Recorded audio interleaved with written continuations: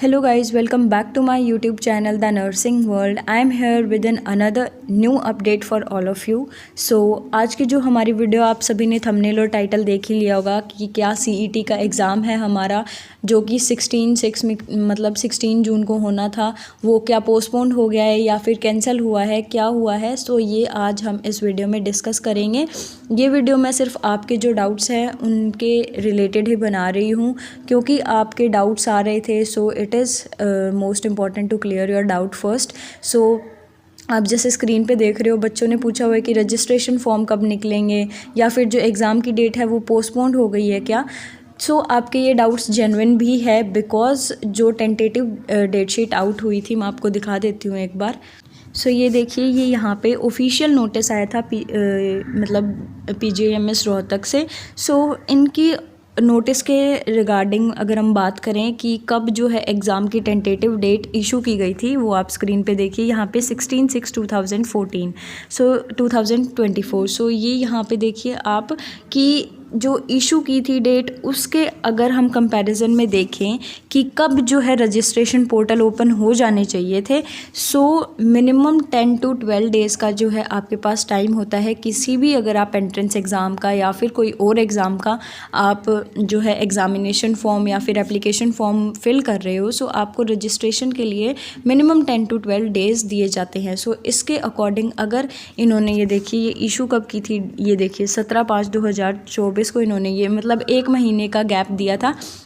सो 15 days में इनको registration जो है अपनी कंप्लीट करवा देनी चाहिए थी अगर ये जो है 16 को एग्ज़ाम करते तो। बट ऐसा नहीं हुआ है, रजिस्ट्रेशन पोर्टल अभी तक ओपन नहीं हुए हैं। सो ऐसा क्यों हुआ है या फिर क्या कारण है, अगर ये हुआ है तो एग्ज़ाम कब होगा। सो फर्स्ट ऑफ ऑल आपको मैं बता देती हूँ, ये जो एग्ज़ाम नोटिस था ये टेंटेटिव डेट शीट थी, मींस कोई फाइनलाइज्ड डेट शीट नहीं थी। सो 16 को एग्ज़ाम हो ऐसा जो है 101% इन्होंने नहीं कहा था। सो अब जो है हाई चांसेस है कि जो हमारा ये CET का एग्ज़ाम है ये पोस्टपोन्ड होगा। और मैं जो मेरा अंदाज़ा बता रहा है कि ये फर्स्ट वीक ऑफ जुलाई या फिर at the end of June जो है होगा एग्ज़ाम। जून में अगर होगा तो फिर जो पोर्टल है वो या तो 2 या 3 दिनों में ओपन हो जाएंगे अगर जून में एग्ज़ाम इन्हें कंडक्ट करवाना है तो। और अगर ये जून में एग्ज़ाम नहीं करवाते हैं, आगे जुलाई में करवाते हैं, देन जो है इनके पोर्टल अभी ओपन नहीं होंगे रजिस्ट्रेशन के। सो आप जो है टेंशन फ्री रहिए, अभी तक कोई भी एग्ज़ाम का जो है नोटिस नहीं आया है, कोई और नोटिस या फिर कोई अपडेट आई हो कि 16 को ही एग्ज़ाम है। बट जो है टेंटेटिव डेट शीट के अकॉर्डिंग तो 16 को ही एग्ज़ाम है, बट ये पोस्टपोन्ड होगा। 99% ये पोस्टपोन्ड होगा क्योंकि रजिस्ट्रेशन पोर्टल ओपन नहीं हुए हैं और अगर ओपन होंगे तो उन्हें मिनिमम 10 to 12 डेज़ का टाइम चाहिएगा for the registration. So be tension free. So ये थी आज की वीडियो, मैंने आप सभी के साथ जो है सारी इन्फॉर्मेशन शेयर कर दी है। अब अगर हम बात करें कमेंट्स में और डाउट्स आ रहे थे उनकी, सो मैं आपको दिखाती हूँ। सो ये देखिए, यहाँ पे बच्चों ने पूछा हुआ है सिलेबस के रिगार्डिंग। जो फर्स्ट कमेंट है उसमें पूछा है डिलीटेड सिलेबस भी करना है क्या। So according to the NEET जो आपका पेपर है या फिर नीट का सिलेबस है, वैसा सिलेबस नहीं है। आपको जो है इन्होंने अपना खुद का सिलेबस दिया हुआ है, वो भी मैं आपको दिखा दूँगी। पहले मैं आपको जो ये नीचे और कमेंट्स हैं इनके भी रिप्लाई दे देती हूँ, फिर मैं आपको दिखाऊँगी आप सिलेबस कहाँ से डाउनलोड कर सकते हो PGIMS रोहतक के CET एग्ज़ाम का फॉर 2024 एंट्रेंस एग्ज़ाम। सो 2024 में कुछ चेंजेस है, वो भी आप देख लेना क्या है। सो नेक्स्ट है मैम फॉर्म 10 डेट से पहले निकल जाएंगे क्या। सो डियर, इनका कुछ अभी तक तो कोई ऑफिशियल नोटिस नहीं आया है, बट अगर ये 16 को एग्ज़ाम करवाते तो इनके जो इशू होना था, जो नोटिस या फिर रजिस्ट्रेशन पोर्टल ओपन होना था, वो हो जाना चाहिए था बाय 1 जून क्योंकि 15 डेज़ तो फिर इन्हें रोल नंबर इशू करने में, सेंटर देने में, सो ये भी चला जाता। सो अभी तो कोई चांस नहीं है कि 16 डेट को हो और 10 डेट से पहले भी नहीं होंगे जो रजिस्ट्रेशन पोर्टल है वो ओपन। फिर मैम केमिस्ट्री और फिज़िक्स के क्वेश्चंस का लेवल नीट जैसा रहता है क्या, please ma'am reply. So dear, NEET का जो लेवल है वो बहुत ज़्यादा हाई है। मैं आपको पहले ही बता रही हूँ कि जो ये पेपर है ये मॉडरेट जो चिल्ड्रन है वो भी जो है अच्छे से दे के अच्छा स्कोर कर सकते हैं। सो नीट लेवल के क्वेश्चंस नहीं आते हैं फ़िज़िक्स के मैंने बताया बताया आपको कैसे आता है। शॉर्ट टाइप न्यूमेरिकल्स आएंगे और थ्योरी जैसे यूनिट पूछ ली किसी की, डायमेंशनल फार्मूला पूछ लिया, मोस्टली ये क्वेश्चंस आएंगे। सो आप ये ज़्यादा अच्छे से करिएगा। ये थे हमारे कमेंट्स, मैंने इनका रिप्लाई दे दिया है। अब जो है डिलीटेड सिलेबस या फिर जो अपडेटेड सिलेबस है वो दिखा देती हूँ मैं आपको। जैसे ही आप जो CET एग्ज़ाम की जो टेंटेटिव डेट शीट वाला परफॉर्मा ओपन करोगे PDF, उसमें आपको नीचे जाना है, स्क्रॉल करना है, वहाँ पे आपको लास्ट में जो है सिलेबस मिलेगा टॉपिक वाइज, चैप्टर वाइज। ये देखिए यहाँ पे ये जितना भी जो आप सिलेबस देख रहे हो 11th 12th का जो जो इंक्लूड किया गया है उनमें से कुछ भी पूछा जा सकता है। आप एक बार ये देख लीजिए।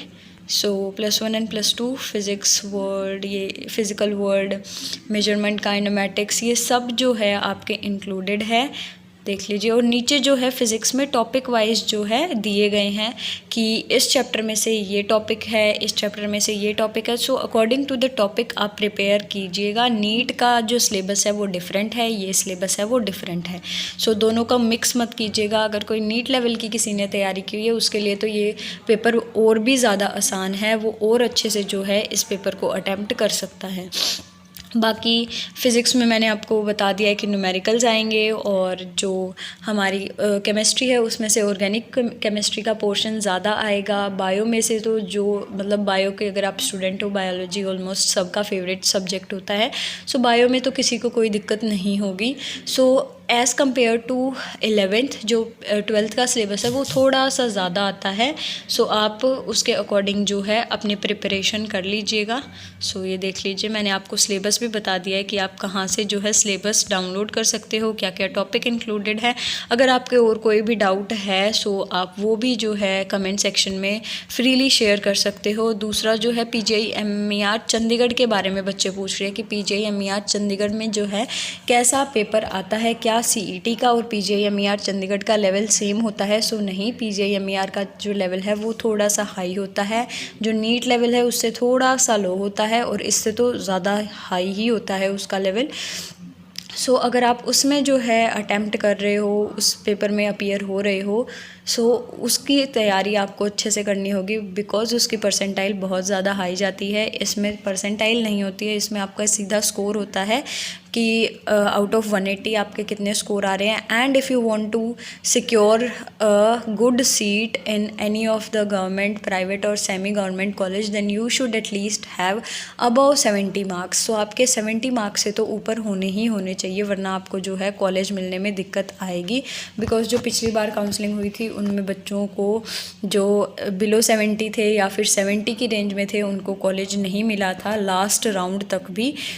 आप जो है अच्छा स्कोर करने की कोशिश कीजिएगा।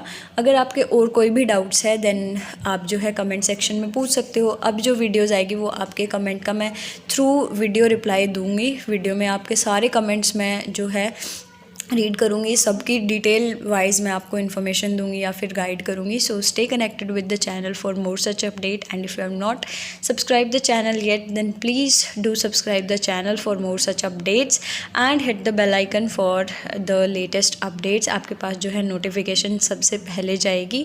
और अगर आपको वीडियो पसंद आई हो please do like the video and share this video among your known, जो भी CET एग्ज़ाम के थ्रू BSc नर्सिंग में एडमिशन लेना चाहते हैं, ताकि उनको भी हेल्प मिल जाए। See you in next video, till then take care, bye bye.